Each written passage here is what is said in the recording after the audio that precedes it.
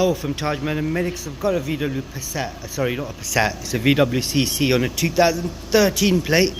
Just doing a reverse lamp on this one. As you can see, this one here, it's got two. So that one there is working. This one here isn't. So what we're going to do, take this cover off. On the inside is this bulb right here. So what I do, I twist that to my left or to the right, pull the whole thing out, and that's the bulb in there. Just going to show you, I'm going to just see which one it is. Give me a second. I've got the new bulb in there. It's an RB955 bulb. So I'll put that in. What I'm going to do, I'm going to slot it back in. So make sure it goes in.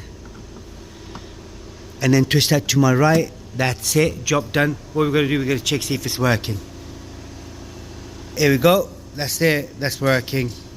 And that one there is working. It is a VW CC Bluemotion on a 2013 plate. If there's anything else you need to know, comment us below. We'll try helping you as much as we can. Don't forget to like, share, subscribe. Thanks for watching. Goodbye.